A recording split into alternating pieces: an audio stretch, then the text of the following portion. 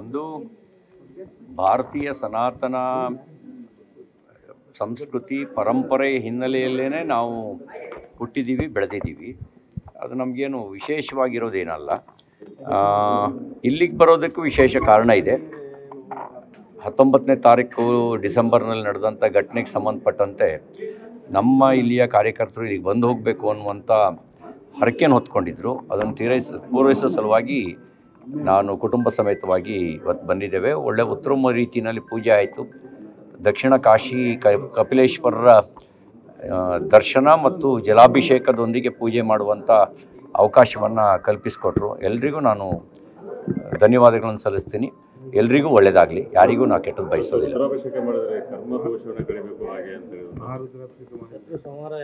ನಮಗಿಲ್ಲಿಗೆ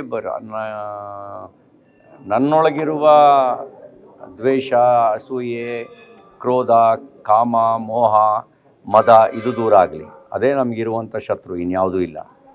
ನಾನು ಹೊರಗಡೆ ಯಾರನ್ನೂ ಶತ್ರುಗಳು ಅಂತ ಭಾವಿಸೋದಿಲ್ಲ. ಎಲ್ಲವೂ ಆಯಾ ನಿಮಿತ್ತ ಮಾತ್ರ.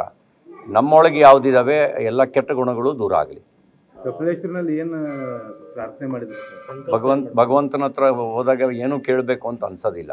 ದಂಪತಿ ಸಮೇತ ನಮ್ಮಿಂದ ಒಳ್ಳೇದು ಮಾಡಿಸ್ಲಿ, ನಮಗೆ ಒಳ್ಳೇದಾಗಲಿ.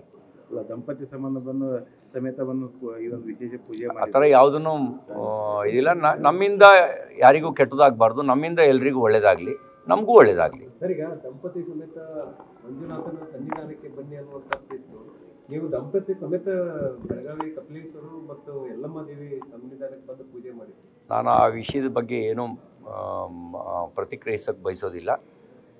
ಎಲ್ಲವೂ ಕೆಟ್ಟಗಳಿಗೆ ಅಂತ ನಾನು ಭಾವಿಸ್ತೇನೆ. ಎಲ್ರಿಗೂ ಒಳ್ಳೆಯದಾಗಲಿ. ಪೂಜೆ ಹೇಗೆ ನೋಡಿ, ಈ ಸುಮ್ಮನೆ ಮಾತುಗಳು ಬರೋದಿಲ್ಲ, ಸುಮ್ಮನೆ ಶ್ಲೋಕ ಹುಟ್ಟೋದಿಲ್ಲ. ಅರ್ಚಕಸ್ಯ ಪ್ರಭಾವೇಣ ಶಿಲಾಭವತಿ ಶಂಕರ ಅಂಥೇಳಿ, ಆ ರೀತಿ ಅರ್ಚಕರ ಒಂದು ಪ್ರಭಾವದಿಂದ ಶಿಲೆಯೂ ಶಂಕರನಾಗತ್ತಂತೆ. ಹಾಗೆ ಉತ್ತಮ ರೀತಿಯಲ್ಲಿ ಪೂಜೆ ಆಗಿದೆ. ಇನ್ನೆಲ್ಲ ಅವರವರ ಭಾವಕ್ಕೆ, ಅವರವರ ಭಕ್ತಿಗೆ, ಅವರವರ ತೆರನಾಗಿ ಇರುತ್ತೀವನು ಶಿವಯೋಗಿ.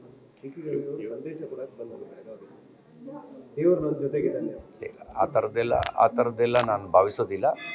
ಎಲ್ಲರ ಜೊತೆಗೂ ದೇವರಿದ್ದಾನೆ, ಎಲ್ಲರೊಳಗೂ ದೇವರಿದ್ದಾನೆ. ಎಲ್ಲ ಆತ್ಮನೂ ಸರ್ವಭೂತೇಶು, ಎಲ್ಲ ಜೀವಿ ಮಾತ್ರ ಅಲ್ಲ, ಎಲ್ಲ ಜಡಚೇತನದಲ್ಲೂ ಕೂಡ ಭಗವಂತ ಇದ್ದಾನೆ.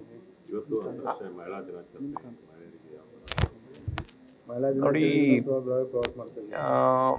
ನೀವು ಜಗತ್ತು ಹೇಗಿತ್ತೋ ಗೊತ್ತಿಲ್ಲ, ಆದರೆ ಭಾರತೀಯ ಪುರಾತನರು ತಾಯಂದಿರಿಗೆ, ಮಹಿಳೆಯರಿಗೆ ಅತ್ಯಂತ ಶ್ರೇಷ್ಠ ಗೌರವವನ್ನು ಕೊಟ್ಟಿದ್ದರು. ನಮ್ಮ ಭಗವಂತನು ಕೂಡ ಅರ್ಧನಾರೀಶ್ವರನಾಗಿ ಪ್ರಕಟಗೊಂಡ. ತನ್ನೊಳಗೆ ಸ್ತ್ರೀ ಮತ್ತು ಪುರುಷ ಇಬ್ಬರೂ ಇದ್ದಾನೆ ಅನ್ನೋದನ್ನು ಜಗತ್ತಿಗೆ ತೋರಿಸುವಂಥ ಕೆಲಸವನ್ನು ಮಾಡ್ದ. ನಮ್ಮೆಲ್ಲ ಸಂಕಷ್ಟ ಸಂದರ್ಭಗಳಲ್ಲಿ ಶಕ್ತಿ ದೇವತೆಯಾಗಿ ದುರ್ಗೆ ಅವತಾರ ಎತ್ತಿ ರಾಕ್ಷಸ ಸಂಹಾರ ಮಾಡಿರೋದನ್ನು ನಾವು ನಮ್ಮ ಪುರಾಣಗಳಲ್ಲಿ ಕೇಳ್ತೇವೆ. ಹಾಗೆ ಒಂದು ವಿಶೇಷವಾಗಿರ್ತಕ್ಕಂಥದ್ದು, ಎಲ್ಲಿ ಯತ್ರ ನಾರಿ ಪೂಜ್ಯಂತೆ ತತ್ರ ದೇವತಾ ಅಂತ ಭಾವಿಸಿದಂಥ ಸಂಸ್ಕೃತಿ ನಮ್ಮದು. ಎಲ್ಲಿ ಸ್ತ್ರೀಯರಿಗೆ ಗೌರವ ಇರುತ್ತೋ ಅಲ್ಲಿ ದೇವತೆಗಳು ಪ್ರತ್ಯಕ್ಷ ಆಗ್ತಾರೆ ಅಂಥೇಳಿ ನಮ್ಮ ಒಂದು ಈ ಭಾರತೀಯ ಪರಂಪರೆಯಲ್ಲಿ ಜಗತ್ತಿನ ಎಲ್ಲ ಸಮಸ್ಯೆಗಳಿಗೆ ಉತ್ತರ ಇದೆ. ನಾವು ಅದನ್ನು ಪುನರುತ್ಥಾನಗೊಳಿಸ್ಬೇಕು ಅಷ್ಟೇ. ಕಳ್ಕೊಂಡ್ರೋದನ್ನು ಪುನರ್ಸ್ಥಾಪಿಸಬೇಕು. ಪುನರ್ಸ್ಥಾಪಿಸಿದ್ರೆ ಸಾಕು, ಎಲ್ಲ ಜಗತ್ತಿನ ಸಮಸ್ಯೆಗಳಿಗೆ ಉತ್ತರ ಸಿಗುತ್ತೆ. ನ್ಯೂಸ್ ಫಸ್ಟ್, ನಿರ್ಭೀತಿಯಿಂದ ನಿಮ್ಮ ಪರವಾಗಿ.